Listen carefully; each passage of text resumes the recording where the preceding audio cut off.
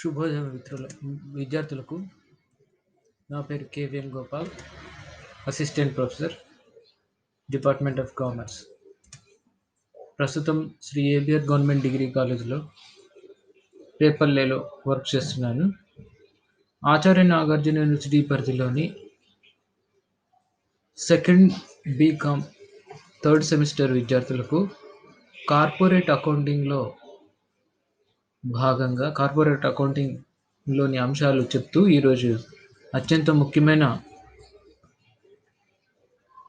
అంశం నేను చెప్పబోతున్నాను. వాటా మూలధనం. ఏ తరహా వ్యాపారం చేయాలన్నా మూలధనం అనేది అవసరమవుతుంది. అది సొంత వ్యాపారం కానివ్వండి, భాగస్వామ్య వ్యాపారం కానివ్వండి, అవిభక్త హిందూ కుటుంబ వ్యాపారం కానీ, సహకార సంస్థ తరహా వ్యాపారం కానివ్వండి, మన కంపెనీ తరహా వ్యాపారమైనా కూడా మూలధనం అవసరం అనేది వస్తుంది. సో మూలధనం అంటే ప్రతి ఒక్కరు కూడా ఏమనుకుంటారు, వ్యాపార ప్రారంభానికి ఏ తరహా వ్యాపారమైనా వ్యాపార ప్రారంభానికి తీసుకువచ్చిన నగదు అని అనుకుంటారు. అట్లాగే కంపెనీ తరహా వ్యాపారం ప్రారంభించడానికి కొరకు తీసుకువచ్చిన నగదే కాకుండా అన్ని రకాల నిధులను కలిపి మనం మూలధనం అంటాం. ఎందుకంటే కంపెనీ తరహా వ్యాపారం అనేది విస్తృత స్థాయిలో జరిగే వ్యాపారం అన్నమాట. పెద్ద ఎత్తున స్థలాల సేకరణ, భవన నిర్మాణాలు, పెద్ద ఎత్తున యంత్ర సామాగ్రిని నెలకొల్పడము, వేల సంఖ్యలో కార్మికులతో, కొన్ని వేల క్వింటాల టన్నులతో ఉత్పత్తి కొనసాగిస్తూ కోట్ల రూపాయలతో టర్నోవర్ పొందే దానికి అవకాశం ఇచ్చే వ్యాపారం ఏదైనా ఈ ప్రపంచంలో ఉందా అంటే అది కంపెనీ తరహా వ్యాపారం అని మనం చెప్పుకోవచ్చు. సో అంత పెద్ద కంపెనీ తరహా వ్యాపారాన్ని ప్రారంభించాలంటే కేవలం నగదే కాకుండా అనేక రకాల ఇతర ఆస్తులు కూడా అవసరం. ఇట్లా నగదుతో పాటు ఇతర ఆస్తులను కూడా తీసుకొచ్చినట్టయితే, కంపెనీ తరహా వ్యాపారానికి తీసుకొచ్చినట్టయితే, ఆ నగదు మరియు ఇతర ఆస్తుల ఆర్థిక విలువ అంతా కలిపి మనం ఏమంటామంటే మూలధనం అంటాము. అందుకే మూలధనం ఎప్పుడు నగదు రూపంలో ఉండాలని ఏం కండిషన్ లేదన్నమాట. సో మరి వ్యాపార ప్రారంభానికి తీసుకొచ్చినామంటే, మరి వ్యాపారం రోజు తన కార్యకలాపాలు కొనసాగించాలి అనుకున్నప్పుడు కూడా కొంత నగదు అవసరం అవుతుంది. అంటే ముడి సరుకులు కొనుగోలు చేయడానికి కొరకు గానీ, సరుకును ఉత్పత్తి చేసే ఉద్యోగులకు జీత వేతనాలు ఇవ్వడం గానియండి, ఇతర ఖర్చులేమైనా ఉంటుంది. మరి ఇలాంటి ఖర్చులను మీట్ కావడానికి, ఇలాంటి ఖర్చులను చెయ్యడానికి కొరకు కంపెనీకి అవసరమయ్యే నగదును మనం ఏమంటామంటే నిర్వహణ మూలధనం అంటామనమాట. అంటే కంపెనీ తన రోజువారీ కార్యకలాపాలకు అవసరమగు నగదును మనం నిర్వహణ మూలధనం అంటాము. కంపెనీ వ్యాపారానికి తీసుకొచ్చే నగదు మరియు ఇతర ఆస్తుల ఆర్థిక విలువను మనం ఏమంటాము, మూలధనము అంటాము. రోజువారీ కార్యకలాపాలకు అవసరమయ్యే నగదును నిర్వహణ మూలధనం అని అంటాం అన్నమాట. సో వాటా మూలధనము 2 పదాలున్నాయి కదా, వాటా మరియు మూలధనము. మూలధనం గురించి ముందుగా చెప్పుకునే ముందు అసలు వాటా అంటే ఏంటో తెలుసుకోవాలి. వాటా అంటే ఏంటిదంటే కంపెనీకి కావాల్సిన మూలధనాన్ని ఒకరిద్దరి వద్ద నుండి సేకరించకుండా, ఒకరిద్దరి వద్ద నుండి ఏ ఏ కంపెనీ విషయంలో సాధ్యమవుతుంది అది? ప్రైవేట్ కంపెనీ విషయంలో మాత్రం ఒకరిద్దరి నుండి సేకరించడానికి అవకాశం ఉంటుంది. ఎందుకంటే ప్రైవేట్ కంపెనీలో కనీస సభ్యుల సంఖ్య 2. కొత్త కంపెనీల చట్టం ప్రకారం 2013 కొత్త కంపెనీల చట్టం ప్రకారం ఆ 2 కూడా అవసరం లేదు. ఒక్కడున్న కంపెనీ ప్రారంభించవచ్చు. సో అలాంటి ప్రైవేట్ కంపెనీల్లో మాత్రము తక్కువ మంది, అంటే ఎంతమంది సభ్యులుంటారో అంతమంది సభ్యులు మాత్రమే మూలధనం తీసుకొస్తారు. కానీ పబ్లిక్ లిమిటెడ్ కంపెనీలో కంపెనీకి అవసరమైన మూలధనాన్ని అంతా కూడా కొంతమంది నుండి సేకరించడానికి వీలు లేదు.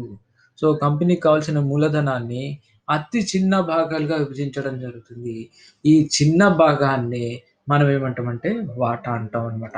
ఈ వాటా విలువ ఎంత తక్కువగా ఉంటుందంటే ఆర్థిక స్తోమత అతి తక్కువగా ఉండే ప్రజలు కూడా కొనుగోలు చేయడానికి వీలుంటుంది. అంత చిన్నగా విభజితమై ఉంటుందన్నమాట మూలధన భాగం. వింటున్నారా? ఒక రూ. 100 నోటు ఉంటుంది. ఆ నోటును ఎన్ని రకాలుగా విభజించవచ్చు అంటే చించి కాదండి. 2 రూ. 50 నోట్లు, 5 రూ. 20 నోట్లు, 10 రూపాయల నోట్లు, ఈ విధంగా విభజించవచ్చు కదా. అట్లాగే ఒక 10,00,000 మూలధనాన్ని కూడా మనం అతి చిన్న భాగాలుగా ఎలా విభజించవచ్చు, ఆ భాగాన్నే మనం ఏమంటామంటే వాటా అంటాం అన్నమాట. నేను ఇక్కడ మీకు ఒక ఉదాహరణ చూపెడుతున్నాను. ఒక కంపెనీకి రూ. 1,00,000 మూలధనం అవసరం అనుకుంటే, ఆ రూ. 1,00,000ను ఒక వ్యక్తి దగ్గర నుండి గాని, ఇద్దరు, ముగ్గురు వ్యక్తుల నుండి గాకుండా, దాన్ని చిన్న, చిన్న భాగాలుగా జేస్తారు. ఏ భాగాలుగా జేస్తారు?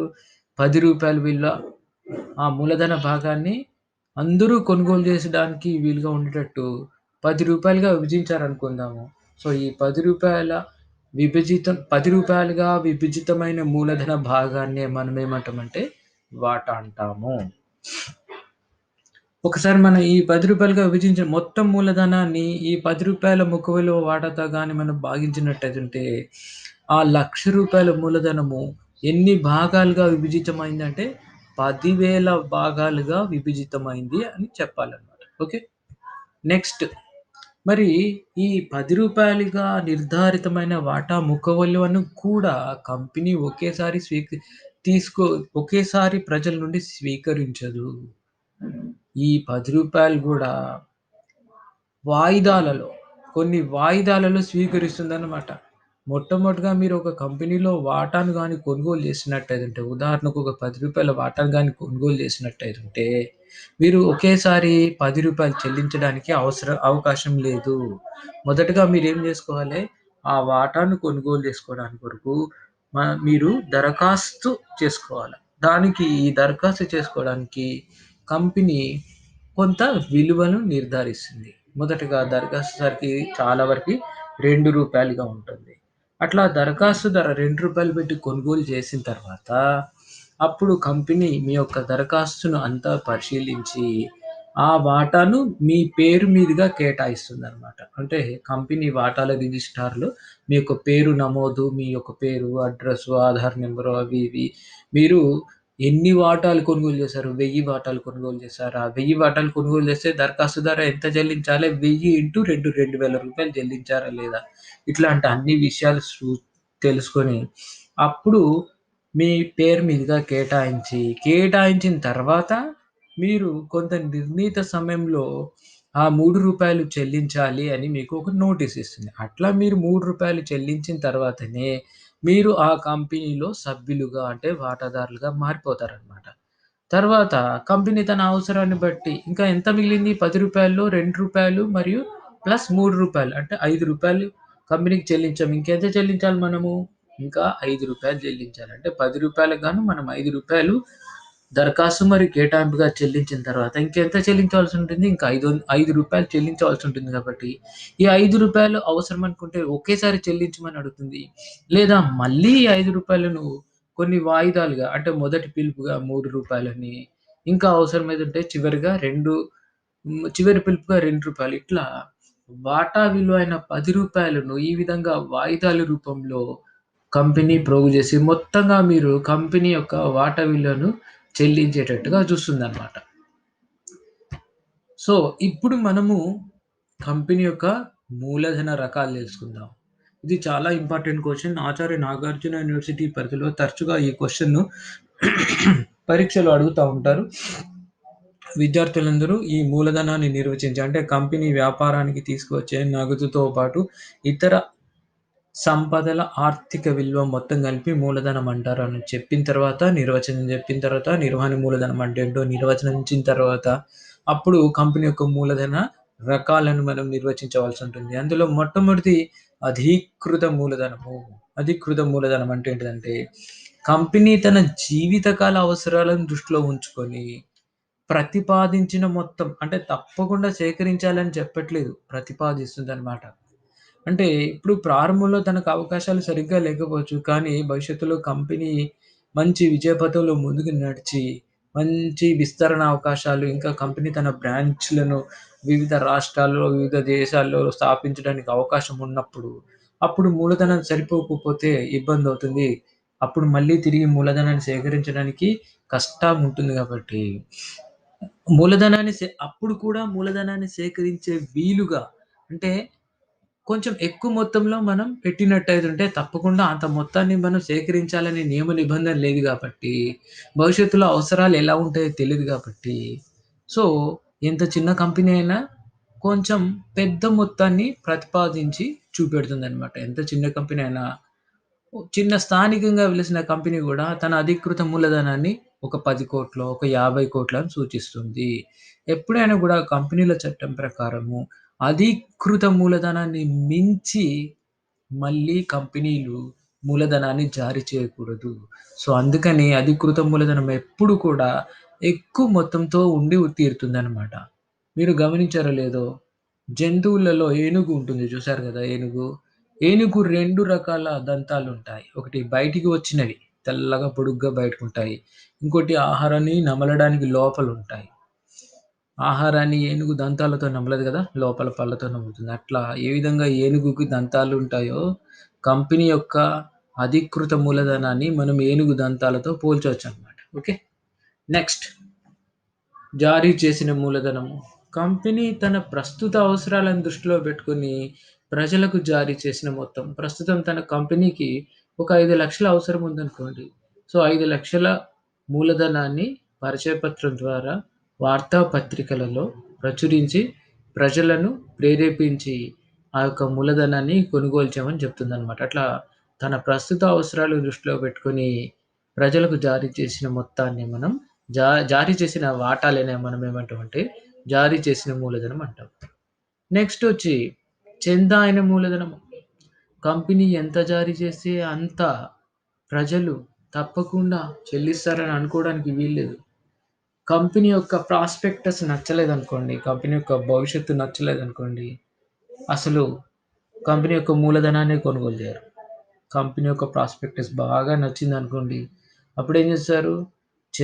ఇష్టమున్నట్టు కొనుగోలు చేస్తారు. అంటే చందాయిన మూలధనము ప్రజలు ఎంత మేరకు కొనుగోలు చేయడానికి ఇష్టపడతారో, కొనుగోలు చేస్తారో, అంటే దరఖాస్తు రూపంలో కొనుగోలు చేస్తారో, ఆ మొత్తాన్ని మనం ఏమంటామంటే చందా అయిన మూలధనం అంటాము. చందా అయిన మూలధనము జారీ చేసిన మూలధనం కంటే తక్కువ ఉండవచ్చు. లేదా కొన్ని సందర్భాలలో ఎక్కువగా ఉండవచ్చు. ఎక్కువగా ఉండవచ్చు. తర్వాత కోరిన మరియు పిలిచిన మూలధనం. కంపెనీ వాటాలకు జారీ వా రూ. 10 ఇందాక చెప్పుకున్నామే రూ. 10 విలువ గల వాటాలను జారీ చేసిన తర్వాత రూ. 10 విలువను ఒకేసారి సేకరించదు. మొదటిగా దరఖాస్తు ధర, తర్వాత కేటాయింపు మొత్తము, తర్వాత మొదటి పిలుపు మొత్తం ఇట్లా సేకరిస్తుందనమాట. సో, తాను జారీ చేసిన విలువ మీద ఎంతనైతే దరఖాస్తు, కేటాయింపు, పిలుపుల ద్వారా సేకరిస్తుందో దాన్నే మనం పిలిచిన మూలధనము లేదా కోరిన మూలధనం అంటాం. తర్వాత చెల్లించిన మూలధనం. చెల్లించిన మూలధనం అంటే ప్రజలకు మీరు దరఖాస్తు ధరతో కొనుగోలు చేసిన తర్వాత, కేటాయించిన తర్వాత, మొదటి పిలుపుకు డబ్బులు చెల్లించమంటే చెల్లిస్తారు. కొంతమంది చెల్లించరు. అట్లా ఏది ఎంతమందైతే కంపెనీ యొక్క నోటీసుకు అనుగుణంగా ఎంత మొత్తమైతే చెల్లిస్తారో, ఆ చెల్లించిన మొత్తాన్నే చెల్లించిన మూలధనం అంటారు. కొంతమంది బకాయిలు పడతారు. కొంతమంది చెల్లించరు అన్నమాట. ఆ సందర్భాలు గూడా మనకు కనిపించే అవకాశాలున్నాయి.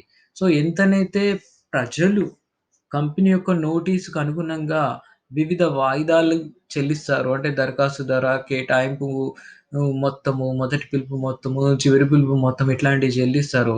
ఆ విధంగా చెల్లించిన మొత్తాన్ని మనం ఏమంటామంటే చెల్లించిన మూలధనం అంటాం.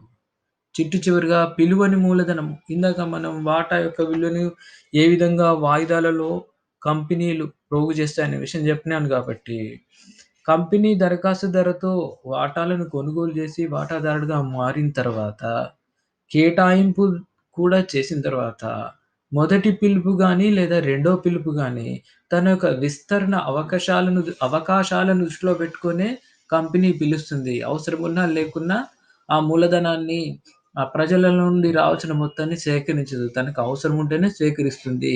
మంచి విస్తరణ అవకాశాలున్నాయి, మంచి లాభ అవకాశాలున్నాయనుకున్నప్పుడు ఎంత మొత్తమైతే ప్రజల నుండి ఇంకా పిలువని మొత్తం ఏదైతే ఉందో ఆ మొత్తాన్ని పిలుస్తుందనమాట. ఇట్లా తన అవసరార్థం, అవసరం లేకుండా పిలువని వాటా బకాయి మొత్తం ఏదైతే ఉంటుందో దాన్ని మనం ఏమంటామంటే పిలువని మూలధనం అంటామనమాట.